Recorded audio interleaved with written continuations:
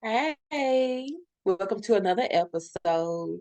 Today we're going to talk to the wives and answer a question from a viewer. And the question is a part two from last week. And the question was, how are husbands and wives supposed to relate to each other? What does the Bible have to say about that? So last week we talked to the husbands, but today we're going to talk to the wives.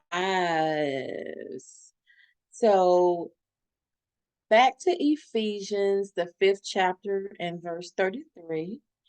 It says, so again I say, this is the New Living Translation. So again I say, each man must love his wife as he loves himself, and the wife must respect her husband. So must just jumped out at me. Must respect. So I looked that up. And the definition of must means ought to. It means you have to. It means you should, you're required to, you compelled to do this. It means you are under an obligation to. So I like under an obligation to. So I'm going to stick that in that scripture and read the B part of that verse again. It says, the wife is under an obligation to respect her husband. Isn't that good? I thought that was really good. So in 1 Corinthians 13, 4 through 7, that's the love chapter, it talks about love. And even though men are required to love their wives, wives are also required to love their husbands in that you can't respect a man that you don't love. They're kind of two sides of the same coin. So what jumped out at me in that chapter is that love doesn't demand its own way and it doesn't keep a record of wrong. Love never fails. Love never fails because love never gives up. People give up, but love never fails. So, what is respect? Respect is a feeling of deep admiration, like honor.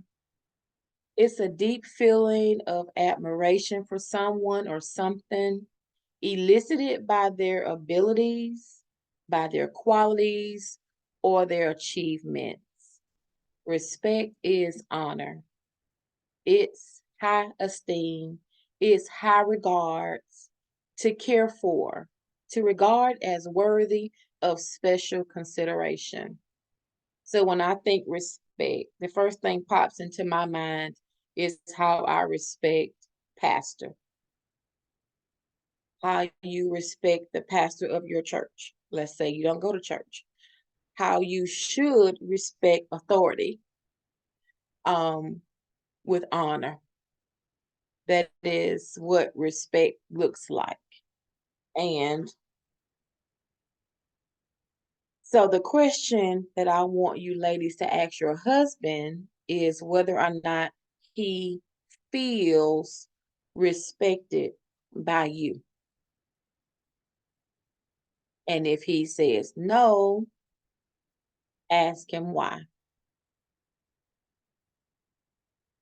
And if he can't tell you why, ask him what you can do to make him feel respected.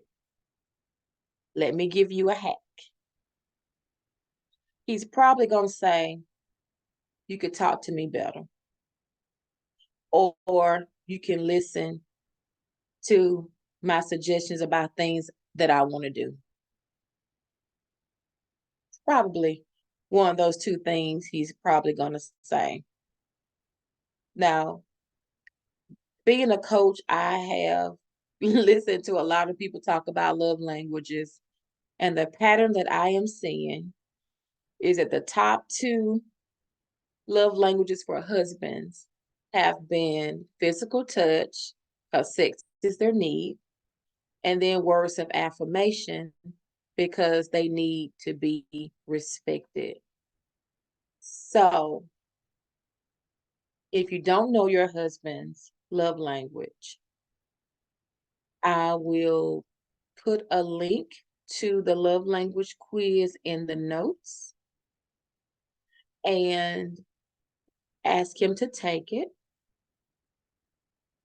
so you can figure out what his number one love language is and choose to consistently speak that love language. Like my husband's number one love language is words of affirmation. So he loves to hear how wonderful he is, what a good job he's doing, how happy I am to be his wife, and all that stuff. It doesn't have to be verbal, though. It could be in a text message. You can write it on a sticky note and put it on the bathroom mirror. You know, you can do all sorts of things. You can do some yard signs and it says, I love you. You could put on a cookie, buy him a cookie and says, you are great. I mean, it doesn't have to be deep. It just has to be done. So that's your homework, ladies. And I want you to be open to hear him say that he feels disrespected by you and you not allow that to cause you to get in your feelings.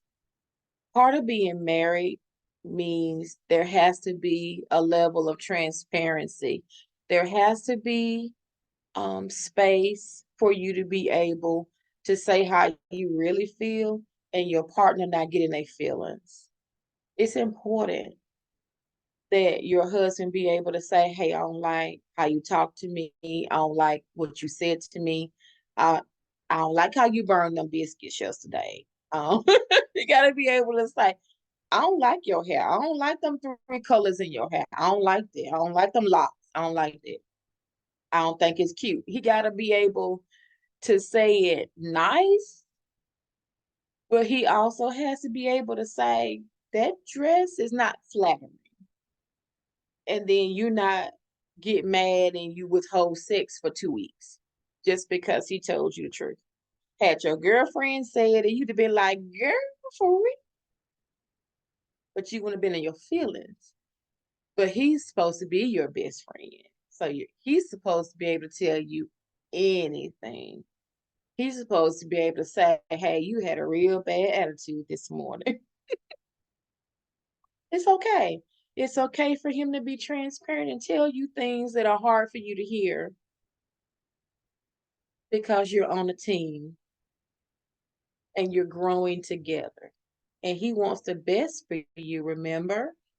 His job is to love you the way Christ loves the church. And part of Christ's job is to show us ourselves and to help us grow and be better people, be better Christians. How about be better wives? Yeah, yeah. So that's all I have today.